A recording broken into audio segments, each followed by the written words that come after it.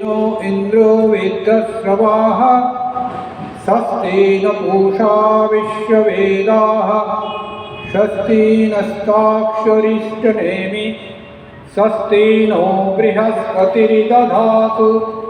ॐ शान्ति शान्ति शान्तिः। हरिः ओम्। पूर्णमदः पूर्णमिदं पूर्णात् पूर्णमुदच्यते पूर्णस्य पूर्णमादाय पूर्णमेवावशिष्यते। ॐ शान्ति शान्ति शान्तिः। हरिः ओम्। उपस्थित मंचपरी सन्त महात्मागण एवं उपस्थित मंचपरी अन्यान्य भक्तगण एवं उपस्थित भगवान श्रीकृष्ण एवं चैतन्य महाप्रभु अनुरागी भक्तमंडली एवं मातृमंडली सबाइके आमार आंतरिक प्रीति शुभेच्छा एवं सनातन हिंदू धर्मेर चलंत विग्रह स्वरूप सन्यासी हिसेबे आशीर्वाद। आजकेर এই महती अनुष्ठाने दोल पूर्णिमा उपलक्षे बेश कयेकदिन अनुष्ठान हबे एखाने। आजकेर এই प्रारम्भिक उद्बोधनी अनुष्ठाने धर्मसभाয় उपस्थित থেকে সুখ অনুভব করছি। আজকের এই দোল পূর্ণিমা ভগবান শ্রীকৃষ্ণ দাপর যুগে বৃন্দাবনে লীলা করেছিলেন শ্রীমতীর সঙ্গে। ठीक आजके चैतन्य महाप्रभु आजकेर এই দিনেও পরবর্তীকালে কলিযুগেতে জন্মগ্রহণ করেছেন। উভয় মিলেই দোল পূর্ণিমা ভারী সুন্দর একটি পরিবেশ তৈরি করে আমাদের ভিতরে ভক্তিভাবের এবং পরবর্তীকালে সনাতন ধর্মেরই বেদেরই যে এই হরে কৃষ্ণ নাম চৈতন্য মহাপ্রভু বিতরণ করেছেন হিন্দু সমাজকে এককাট্টা করবার জন্যে এবং সূত্রেমণি গণাইব এক সুতোয় বেঁধে ফেলার জন্যে। সেটি বেদেরই মন্ত্র, নূতন কিছু নয়। নূতন কিছু যারা তৈরি করেন তিনি সনাতন ধর্ম থেকে আলাদা হয়ে যান। যেমন গৌতম বুদ্ধ ত্রিপিটক গ্রন্থ রচনা করেছেন শূন্যবাদ, বেদ বিশ্বাসী ছিলেন না, তিনি আলাদা হয়ে গেছেন।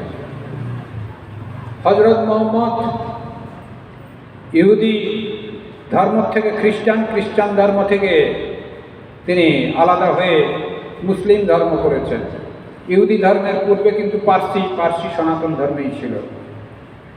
জৈন আলাদা হয়ে গেছেন, ঋষভ অবতার ভাগবতেতে আছে, তিনি জৈন ধর্ম। এইভাবেতে শিখ ধর্ম প্রতিষ্ঠা হয়েছে, যিনি বেদকে বিশ্বাস করেননি বলে, অর্থাৎ বেদের কথা মান্যতা দেননি বলে। আর যারা বেদকে মান্য দিয়ে আমাদের সমাজে সনাতন ধর্মকে প্রতিষ্ঠা করেছেন, রক্ষণাবেক্ষণ করেছেন, তিনি বেদ বিশ্বাসী চৈতন্য মহাপ্রভু, তাই সনাতন ধর্মের অন্তর্ভুক্ত। রাম কৃষ্ণ দশাবতার, শ্রীরামকৃষ্ণ পরবর্তীকালে চৈতন্য মহাপ্রভু 500 বছর আগে, এরা সবাই বেদকে মান্যতা দিয়েছেন এবং তিনি নূতন কিছু প্রতিষ্ঠা করেননি। তিনি সনাতন ধর্মেরই বেদেরই একটি শ্লোক এর উপর গুরুত্ব দিয়ে আমাদের সমাজে যেটি এখন চলছে, হরে কৃষ্ণ কৃষ্ণ কৃষ্ণ হরে হরে, হরে রাম রাম রাম হরে হরে, এটি চৈতন্য মহাপ্রভু এই বেদেরই মন্ত্র উচ্চারণ করেছিলেন। তাই আমরা এত শ্রদ্ধা করি এবং আমরা এককাট্টা হতে পারি হরিনামের ভিতর দিয়ে। আজকের এই দোল পূর্ণিমায় আরও একটি ঘটনা বিশেষ ঘটেছিল, যেটি ভাগবত উপাখ্যানে পাওয়া যায়। প্রহ্লাদের সঙ্গে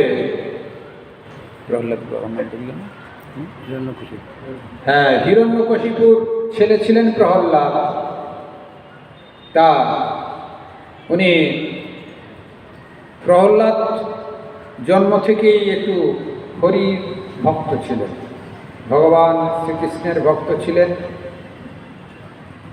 তা আর ঠিক হিরণ্যকশিপু ভগবানের নাম শুনলেই তেলে বেগুনে হয়ে যেতেন, অর্থাৎ পছন্দ করতেন না। ওনাকে ভগবানের কথা থেকে বিরত রাখার চেষ্টা করতেন। তা নানা রকমভাবে আপনারা শুনেছেন নিশ্চিত। প্রথমে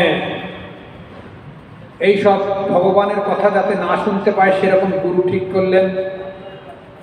ছাত্রদের সেইভাবেতে সরিয়ে নিয়ে নিজের তৈরি ছাত্রদের সেখানে পাঠালেন, সঙ্গীদের, সবসময় যেন অসুরের কথা বলে, ভগবানের কথা না বলে। কিন্তু উল্টে তিনি প্রহ্লাদ তাদেরই নিজের শিষ্য বানিয়ে নিতেন। ফলে হলো কি, হরি কথা থেকে তাকে বিরত করা যাচ্ছে না। পাহাড়ে নিয়ে গিয়ে ফেলেছিলেন, ভগবান স্বয়ং তাকে তুলে নিয়েছিলেন। অগ্নিতে, এইরকম সব জায়গায় বজ্রবিদ্যুৎ নানা রকম ভিতর দিয়েই ওনাকে পরীক্ষা দিতে হয়েছে। ঈশ্বর সবসময় তাকে রক্ষা করেছেন। শেষটায় যে ঘটনায়, আজকের যে ঘটনা সেটার কথা বলি। তা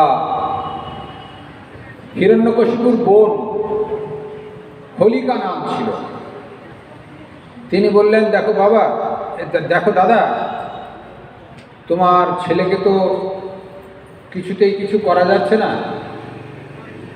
তা এক কাজ করো, আমি তপস্যা করে একটি চাদর পেয়েছি, যে চাদর আগুনে জ্বলবে না।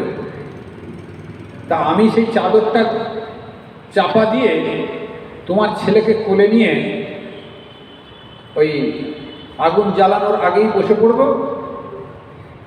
তারপর আগুন জ্বালিয়ে দেবে।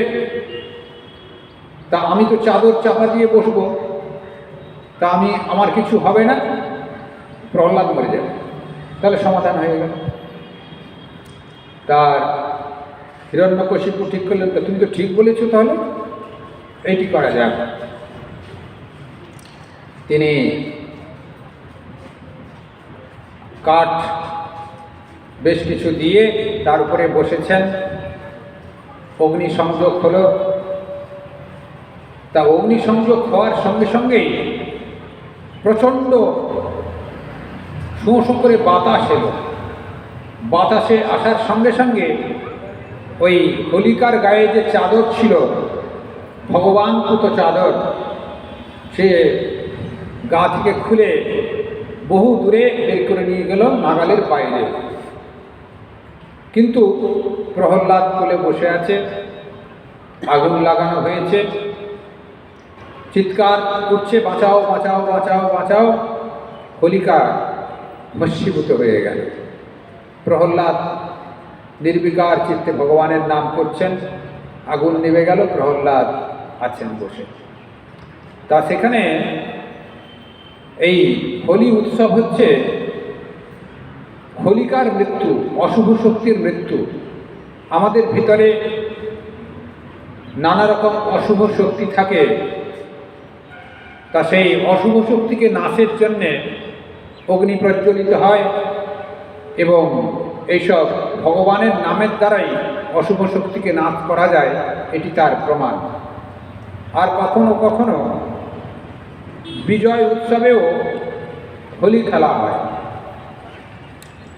বিজয় উৎসবটা এমনই হয়, কেউ জয় পরাজয় হয়, যে জয়ী হয় সেই হোলি খেলে, আনন্দ করে। অর্থাৎ আমাদের একটি দিককে পরাস্ত করা হয়, অশুভ শক্তিকে পরাস্ত করা হয়, শুভ শক্তির জয় হয়, সেই জন্যে আনন্দ উৎসবে মেতে যাওয়া হয়, সেই হোলিকা উৎসব। আগামী এই পূর্ণিমার পরের দিনই হোলিকা উৎসব হয়, অর্থাৎ পূর্ণিমার সঙ্গে দোল পূর্ণিমার সঙ্গে ওতপ্রোত জড়িত। তো আমাদের এবার মূল কথায় ফিরে আসি। আজকে ধর্মসভাতে ধর্মকথা দু চারটি, এটিও ধর্মকথার ভিতরে, কিন্তু ধর্মকথা দু চারটি বলতে হবে। ধর্ম আমাদের ধরে রাখে, ভগবান শ্রীকৃষ্ণের ভাবধারায় পাওয়া যায়, যিনি আমাদের ধরে রাখেন বা আমি যাকে ধরে রাখি সেটি ধর্ম, বাতাবরণ। অর্থাৎ এর আগেই বলছিলেন যে চুম্বক লোহাকে চুম্বকে পরিণত করে বা কাছে টেনে নেয়, স্বরূপের সঙ্গে মিলন ঘটায়। তা সেই বাতাবরণ, চুম্বক লোহাকে কাছে টেনে নিচ্ছে, এই বাতাবরণটাই ধর্ম। স্বামী বিবেকানন্দ বলছেন ঈশ্বর সত্য স্বরূপ, সৎ চিৎ আনন্দ স্বরূপ। সৎ কথার অর্থ হচ্ছে অস্তিত্ববান, সবার ভিতরে একটা অস্তিত্ব সত্তা আছে আমাদের, যেটিকে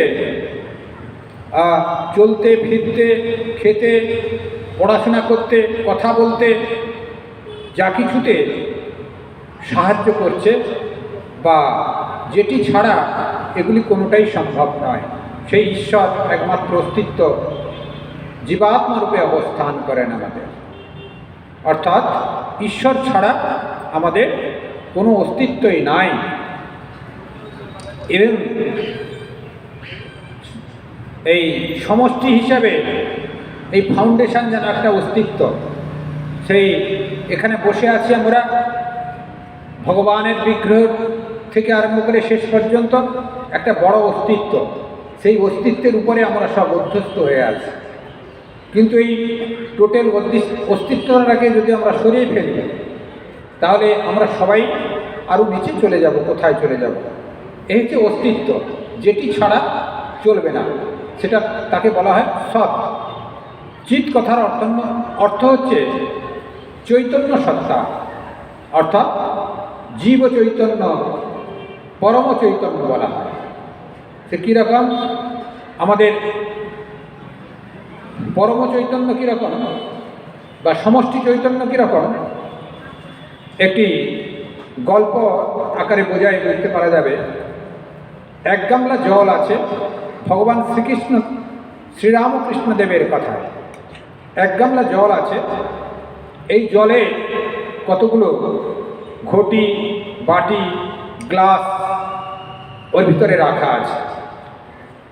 তা অখণ্ড জলরাশি আছে, অখণ্ড চৈতন্য সত্তা আমাদের।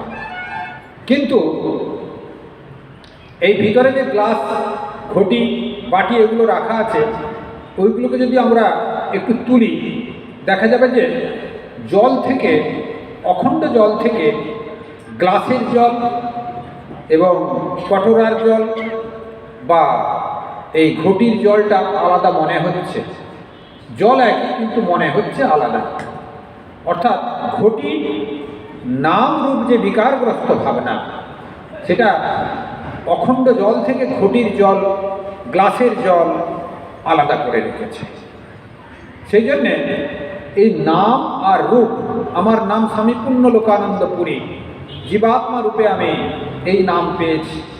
ওনার নাম স্বামী অসীমানন্দ, ওনার নাম দামোদর চৈতন্য, ওনার নাম ব্যাস, এনার নাম লক্ষ্মী, এ মাতাজির নাম সরস্বতী। নানা রকম নাম আর রূপের একটি খাঁচা। যে ছেলেকে মা কোনো শ্যাম নামে ডাকে, রাম নিশ্চিত ছুটে আসবে না, শ্যামই আসবে। অর্থাৎ সেই নাম রূপের সঙ্গে সে পরিচিত হয়ে আছে, ঘটির জলের সঙ্গে সে পরিচিত হয়ে আছে। তাই ঘটির জল যেন এই গামলার জল থেকে আলাদা করেছে। অর্থাৎ আমাদের নাম রূপের সংস্কারের বশবর্তী হয়ে আমরা আলাদা হয়ে আছি, কিন্তু মূলত আলাদা নয়। অর্থাৎ এই আলাদা যে হয়ে আছি আমরা, এটি জীবচৈতন্য। এই জীবচৈতন্য আর সমষ্টি চৈতন্যের সঙ্গে আমাদের যখন ধর্মের বাতাবরণ তৈরি করে, নিষ্ঠা সহকারে গুরুকরণ করে, শাস্ত্রীয় সিদ্ধান্তের ভিতর দিয়ে আমরা এগিয়ে যেতে পারবো, এই নামরূপের যে অহংকার আমাদের নাশ হয়ে যাবে। তখন আমরা সেই সমষ্টি চৈতন্যের সঙ্গে একাত্ম অনুভব করব। অর্থাৎ গামলার জলের সঙ্গে আমাদের যে এই ঘটির জল, গ্লাসের জল বা অন্যান্য পার্থক্য ছিল, আমাদের এই ঈশ্বরের সঙ্গে আমাদের যে পূর্ণলোকানন্দ, শ্যাম কি অসীমানন্দ, অন্যান্য রূপের যে পার্থক্য ছিল, সেটি অহংকার নাশ হয়ে গেলে একাত্ম অনুভব হবে। অর্থাৎ ঈশ্বরময় হয়ে যাব। হয়তো এটি ভক্তি মার্গেতে বলে না ঈশ্বরময় হয়ে যাব, কিন্তু জ্ঞান মার্গেতে বলে ঈশ্বরময় হয়ে যাব। অর্থাৎ চিৎ চৈতন্য সত্তারূপে, সমষ্টি চৈতন্য সত্তারূপে আমরা প্রাপ্ত হব, এটি বলছে। আনন্দ স্বরূপ কি? ঈশ্বরের স্বরূপ আনন্দ। আনন্দ হচ্ছে কি? আমাদের একটু মিষ্টি খেলাম, মিষ্টি ভালোবাসি, তা একটু সুখ অনুভব হলো, কি একটু কিছু খেতে ভালোবাসলাম, সুখ অনুভব হলো। কিন্তু অধিক খেলে কি হবে? পেট খারাপ হবে, তখন ডাক্তারের কাছে যেতে হবে, অসুস্থ হয়ে পড়ব, অসুখ হবে। অর্থাৎ সুখ আর দুঃখ এই জগতের ভিতরে সীমাবদ্ধ, এর বাইরে নয়। সুখ দুঃখের অস্তিত্ব এই জগৎ সংসারের ভিতরে। সেই জন্য সুখ দুঃখের অতীত যে অবস্থা, সেটি হচ্ছে আনন্দ স্বরূপ, তা অপরিবর্তন সত্তার স্বরূপ। আনন্দের কখনো পরিবর্তন হয় না। সেই জন্যে আনন্দ কিসের থেকে আসে? ঈশ্বরের উপাসনা থেকে আসে, ধর্মলাভের ভিতর দিয়ে আসে। অর্থাৎ ঈশ্বরের ময় যখন হয়ে যাব, তখন আনন্দ স্বরূপে প্রাপ্ত হব। সুখ দুঃখকে অতীত অবস্থায় যখন যাব, তখন আমরা আনন্দ প্রাপ্ত হব। সেই জন্যে বলছেন এই ধর্মলাভ হচ্ছে এই ঈশ্বরের উপাসনায় সহায়ককারী। অর্থাৎ সব বস্তুকে গ্রহণের যে ভাবনা, যেই বাতাবরণ, সেটি হচ্ছে ধর্ম। সেই ধর্ম কোথায় পাওয়া যায়? ধর্ম আহার, নিদ্রা, মৈথুন, ভয়, এগুলি প্রত্যেকটা জীবের ধর্মের একটা বৈশিষ্ট্য আছে। আমরা জানতে অজান্তে একটি পিঁপড়াও ট্রেনের পাতের উপরে যখন ট্রেন যায়, পিঁপড়াও সেখান থেকে সরে যাওয়ার চেষ্টা করে নিজের জীবন বাঁচানোর জন্যে। অর্থাৎ তার ভিতরে জানতে অজান্তে চেতনাশক্তি কাজ করে নিজেকে বাঁচিয়ে রাখা। একটি পাগল কারুর কথা শোনে না, কিন্তু একটি লাঠি দেখালে ভয়ে পালিয়ে যায়। জন্মগ্রহণ করলো মানুষ নয়, জীব। তা খিদা পাবে, আহার গ্রহণ করবে, আহার গ্রহণ করলে বিশ্রাম নেবে, নিদ্রা, এবং কিছুকাল পরেই ভগবান যে অহম বহুস্বাম হয়েছেন, জগৎ সৃষ্টি করেছেন, তার লীলা চলছে, তিনি তার লীলার সঙ্গে সংযুক্ত হবেন, জগৎ সৃষ্টি করবেন। অর্থাৎ প্রজনন ক্রিয়া, আহার, নিদ্রা, মৈথুন, অর্থাৎ এই জগৎ সংসার সৃষ্টির পিছনে তিনি থাকবেন।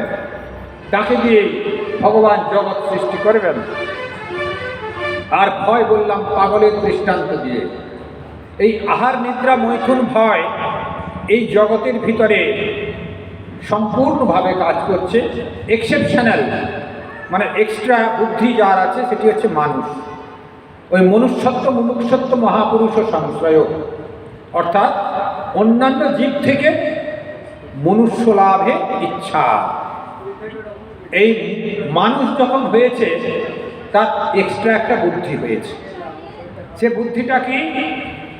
এই আহার নিদ্রা মৈথুন ভয় থেকে ঈশ্বর লাভের একটা বাসনা বা আমার স্বরূপকে জানার চেষ্টা। তা কি করে সম্ভব? সেইটি হচ্ছে শাস্ত্র অধ্যয়ন, শাস্ত্র শ্রবণ।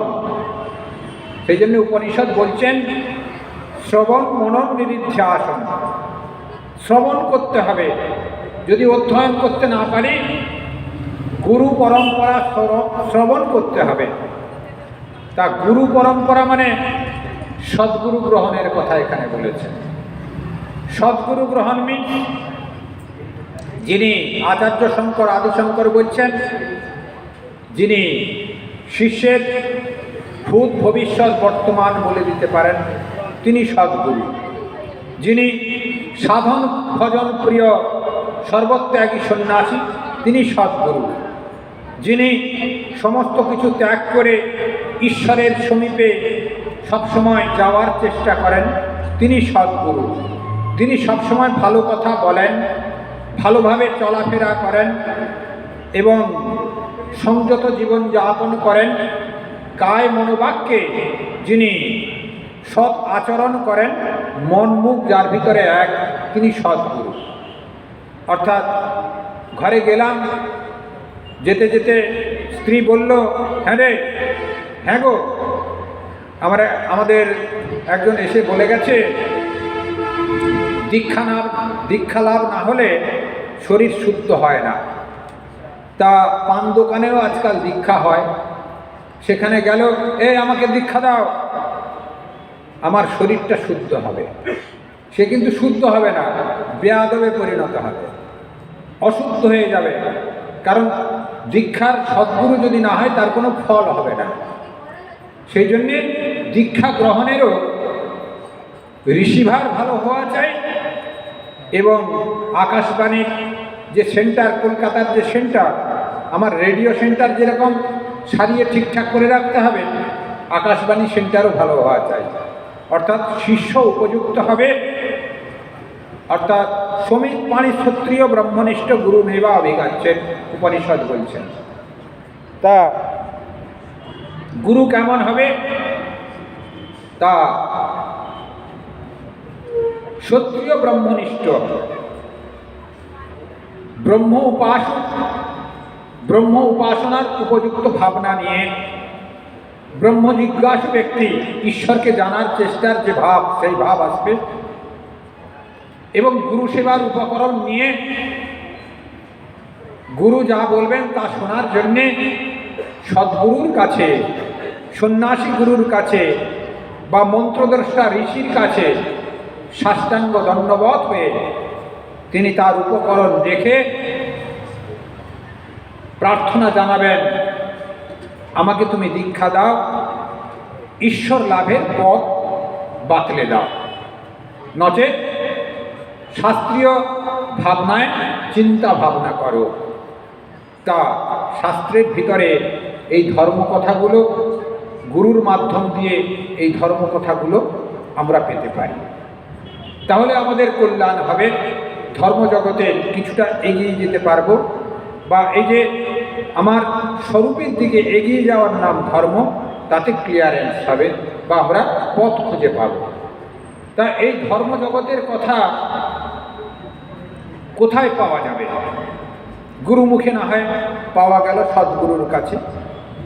আর একটা কি মূল হচ্ছে শাস্ত্রের ভিতরে পাওয়া। শাস্ত্র কি? আমাদের সনাতন ধর্মের মূল শাস্ত্র হচ্ছে বেদ। এটি আমরা অনেকেই হয়তো জানে না বা জানি না, কিন্তু জানা উচিত। সনাতন ধর্মের মূল শাস্ত্র বেদ। বেদকে শ্রুতি প্রস্থান বলা হয়, কারণ আগেকার দিনে ওই বেদ শব্দের অর্থ হচ্ছে জ্ঞান। বিদ থেকে বেদ এসছে। বিদ শব্দের অর্থ জ্ঞান। জ্ঞানের সমষ্টি বা ভাণ্ডার হচ্ছে বেদ। বেদ রাস। তা সেটা কি করে পাওয়া গেল? এই মন্ত্রদৃষ্টা ঋষি বা যিনি সাধক, তিনি ধ্যান সাধন ভজন করতে করতে একটি মন্ত্রের দর্শন হলো। সেই মন্ত্র দর্শন করলেন এবং শিষ্য পরম্পরাক্রমে তাকে জিয়ে রাখলেন। সেই জন্যে এই বেদের অপর নাম শ্রুতি শিষ্য পরম্পরাক্রমে বয়ে নিয়ে যায়। শিষ্য পরম্পরাক্রমে ধর্মপ্রবাহ চলতে থাকে। এবার বলা হচ্ছে কি, এই মন্ত্রদ্রষ্টাকে আমরা কোনো ব্যক্তিবিশেষ বলবো না, মন্ত্র তৈরি কারক বলবো না, কারণ বেদেতে তেমন একটা কারুর নাম পাওয়া যায় না, মন্ত্র পাওয়া যায়। অর্থাৎ এগুলো স্বয়ং ঈশ্বর প্রকাশিত। এই মন্ত্র রাশি স্বয়ং ঈশ্বর প্রদত্ত। আমাদের সনাতন ধর্ম ছাড়া অন্যান্য ধর্মের যে পুস্তকগুলো আছে, সেই পুস্তকগুলোকে বাদ দিলে সেই ধর্ম কিন্তু চলে যাবে, নষ্ট হয়ে যাবে। আপনি এই হজরত মোহাম্মদের কোরআন বাদ দেন, মুসলমান ধর্ম ধ্বংসপ্রাপ্ত হবে। ইভেন হজরত মোহাম্মদকে বাদ দিলেও মুসলমান ধর্ম ধ্বংসপ্রাপ্ত হবে। জেসাস ক্রাইস্টকে বাদ দেন কি বাইবেলকে বাদ দেন, খ্রিস্ট ধর্ম ধ্বংসপ্রাপ্ত হবে। কিন্তু আমাদের শিখ ধর্মকে বাদ দেন, শিখ ধর্মের গ্রন্থ সাহেব বাদ দেন, শিখ ধর্ম ধ্বংসপ্রাপ্ত হবে। গৌতম বুদ্ধের ত্রিপিটক বাদ দেন, বৌদ্ধ ধর্ম ধ্বংসপ্রাপ্ত হবে। কিন্তু সনাতন ধর্মের ঈশ্বরের সাক্ষাৎ মন্ত্র বলে আমাদের বহু শাস্ত্র আছে। কোনো একটা শাস্ত্রকে বাদ দিলেও বা কোনো একটা মহাপুরুষকে বাদ দিলেও যেই মহাপুরুষের উপনিশ্রিত বাণী, এই বেদেরই কথা সেখানে তুলে ধরা হয়েছে, তাকে যদি মান্যতা নাও দেওয়া হয়, কিন্তু তিনি সনাতন ধর্মাবলম্বী থাকবেন। অর্থাৎ বেদকে মান্যতা দিলেই এই মন্ত্রদৃষ্টা ঋষির পরম্পরা হিসেবে তিনি স্থান পাবেন। অর্থাৎ এটি ঠুনকো নয়, এটি অপৌরুষেয়, সেই জন্য বলা হয়। ওই সব শাস্ত্রগুলো পুরুষ দ্বারা সৃষ্ট, সেই পুরুষ নষ্ট হলে সেই ধর্ম নষ্ট হয়ে যাবে। আর এই সনাতন ধর্ম অপৌরুষেয়, কোনো পুরুষ দ্বারা সৃষ্ট নয়। এটা ঈশ্বরের প্রদত্ত মন্ত্র। কোনো ঋষি উপলব্ধি করেছিলেন, দর্শন করেছিলেন, তা শ্রুতি আকারে শিষ্য পরম্পরাক্রমে আমাদের এই সনাতন ধর্ম চলে আসছে। তা এখানে আরও দুটি শাস্ত্র আছে, সেটি হচ্ছে ব্রহ্মসূত্র এবং গীতা। একটি হচ্ছে ন্যায় প্রস্থান, এটি হচ্ছে ব্রহ্মসূত্র। এই বেদেরই সমস্ত শ্লোককে সুন্দর আকারে সাজানো হয়েছে। সূত্রে মণিগণাইব, একটি সুতোতে যেরকম ফুলগুলো নানাভাবে সাজানো হয়, মালাকে সৌন্দর্য করানোর জন্যে বিভিন্ন জায়গায় যেখানে যেটা খাটে বিভিন্ন রকমারি ফুল দেওয়া হয় মালাটাকে সৌন্দর্য করবার জন্যে। কিন্তু গাঁদা ফুলটাই আজকে মালা আমাদের দিয়েছে, সে একরকম হয়ে গেছে। কিন্তু এটা যদি আরও দু একটা ভ্যারাইটিস দেওয়া যায়, দেখতে শোভনীয় সুন্দর হয়। আমাদের এই সনাতন ধর্মের বৈচিত্র্যতা ধর্মের ভিতরে আছে। অর্থাৎ একটি মালার ভিতরে কর্ম, ভক্তি, জ্ঞান, যোগ, শুধু ভক্তির আজকে প্রভাব আজকে হয়তো চলবে কয়েকদিন ধরে, এইটি সিদ্ধান্ত নয়। কর্ম, ভক্তি, জ্ঞান, যোগ চারটির সমন্বয় বেদে আছে। মেন হচ্ছে, প্রধান হচ্ছে কর্মকাণ্ড, আর লাস্ট হচ্ছে জ্ঞানকাণ্ড, উপনিষদ। কর্মকাণ্ড যজ্ঞের কথা আছে, অন্যান্য প্রবৃত্তি মার্গের কথা আছে। সংসারে থাকলে কর্মকাণ্ডের ভিতর দিয়ে আমাদের এগোতে হবে। ঈশ্বরের উপাসনার পথ দেওয়া আছে।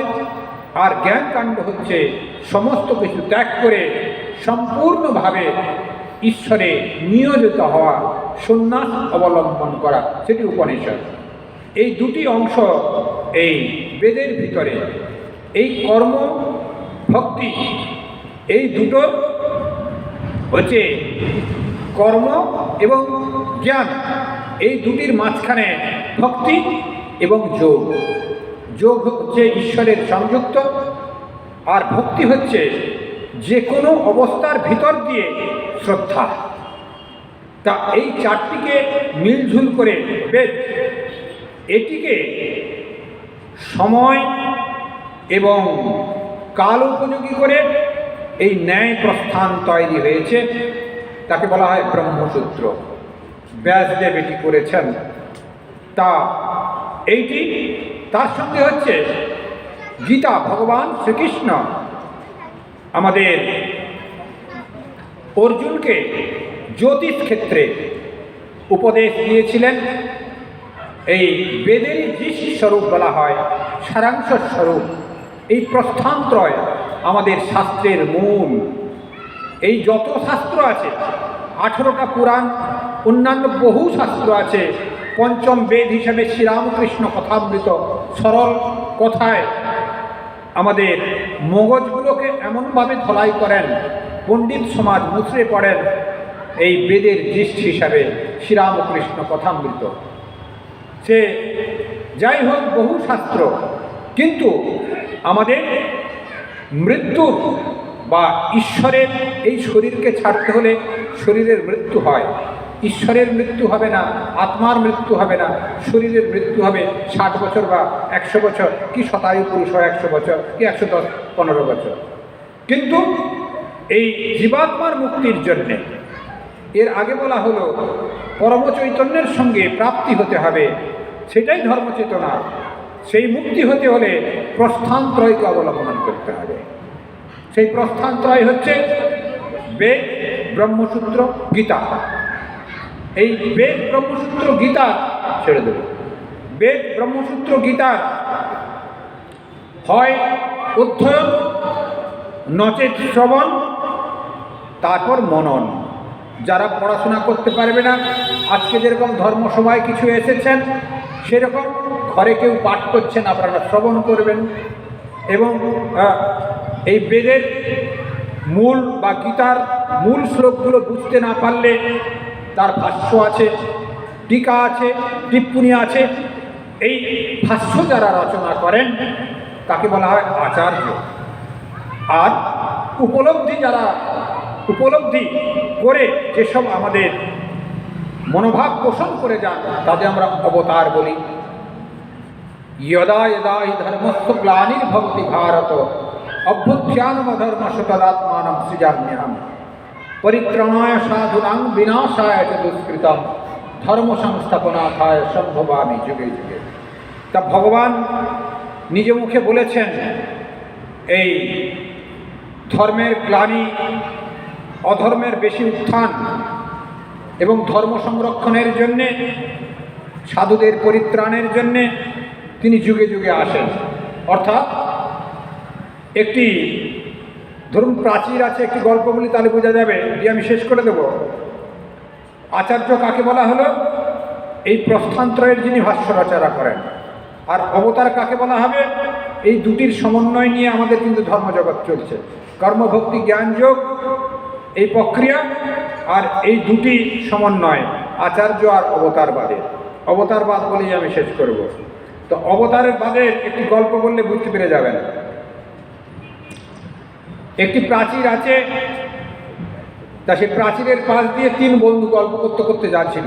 আমরা যাই যেরকম, প্রথম বন্ধু বলল, আরে বড় প্রাচীর একটি আছে, একটি সোপান শ্রেণীও দেখছি, সিঁড়ি লাগানো আছে, তা পায়ে পায়ে ওঠা যাক, ওর ভিতরে কী হচ্ছে একটু দেখা যাক।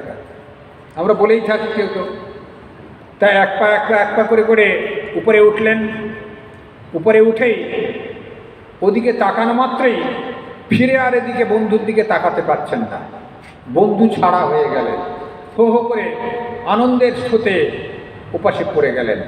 ওই যে বলেছিলাম সুখ দুঃখের অতীত অবস্থা আনন্দ, ওই ঈশ্বরের আনন্দ যে পায়, যিনি সমাধিতে গেছেন কেবল জানে তিনি। যিনি সাধন ভজন প্রিয় ব্যক্তি তিনি কিছু উপলব্ধি করতে পারেন।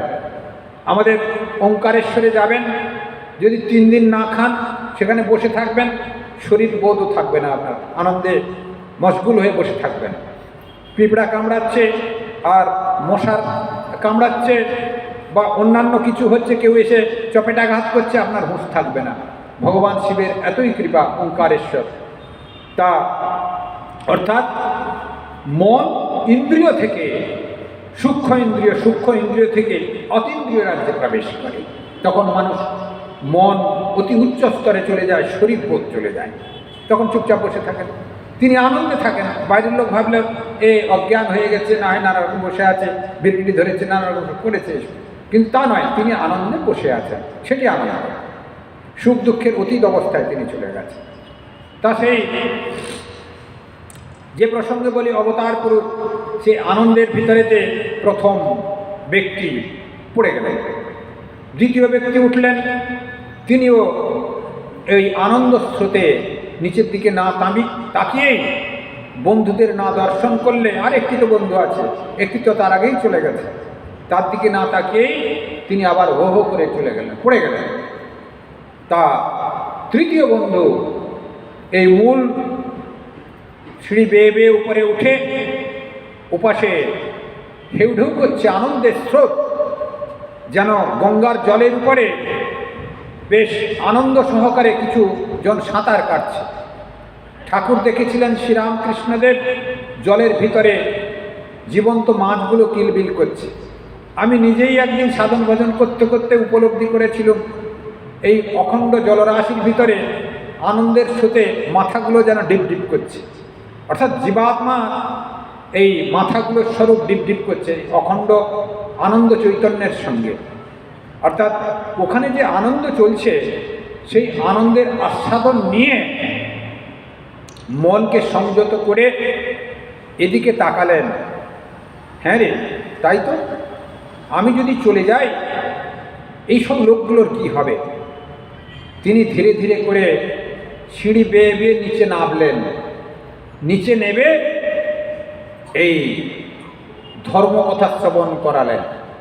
অর্থাৎ অবতার পুরুষের শাস্ত্র অধ্যয়নের প্রয়োজন হয় না, অবতার পুরুষ উপলব্ধি করেন আর লোককল্যাণের জন্যে কিছু বক্তব্য পেশ করে যান, সেইটি কথামৃত হয়ে গেছে। শ্রীরামকৃষ্ণ কথামৃত বা এই চৈতন্যদেবের কথা যেখানে পাওয়া যায় বা অন্যান্য মহাপুরুষের কথা যেখানে পাওয়া যায়, সেই কথামৃত। সেই কথামৃত বেদ, ব্রহ্মসূত্র, গীতারি জিষ্ট, অর্থাৎ অবতারের মাধ্যম দিয়ে, তার কথার মাধ্যম দিয়ে আমরা তাকে আস্বাদন করতে পারব, আর শাস্ত্রের ভিতর দিয়ে আমরা তাকে আস্বাদন করতে পারব। অর্থাৎ ঈশ্বরকে জানার যে পথ, সেটা হচ্ছে অবতারের কথা, আচার্যের কথা, এবং মূল হচ্ছে বেদ, ব্রহ্মসূত্র, গীতার বাণী। তা আমাদের ধর্মজগতের লাভের যে পথ, সেটি হচ্ছে ধর্ম, অর্থাৎ ঈশ্বরকে লাভের যে পথ, সেইটি ধর্ম। আমি একটি মন্ত্র বলে এই সংক্ষিপ্ত আলোচনা আজকে শেষ করছি। ওম সর্বে ভবন্তু সুখিনঃ, সর্বে সন্তু নিরাময়া, সর্বে ভদ্রাণি পশ্যন্তু, মা কশ্চিৎ দুঃখমাং ভবেৎ। শ্রদ্ধেয় পূজ্যপাদ স্বামী পূর্ণালোকানন্দজিকে এই মহামিলন কমিটির পক্ষ থেকে অনেক অনেক শ্রদ্ধা এবং ভক্তিপূর্ণ প্রণাম। ওনার এই মহামূল্যবান ধর্ম সম্বন্ধে বিভিন্ন দিক আলোকপাত করে আমাদেরকে মহারাজ বোঝালেন। তো আমরা এখন ধর্মসভা শুরু করেছিলাম 3টের সময়, এখন 4:26 বাজে। 1 ঘন্টা 26 মিনিট আমাদের ধর্মসভা হয়ে গেল। সাধারণত একটা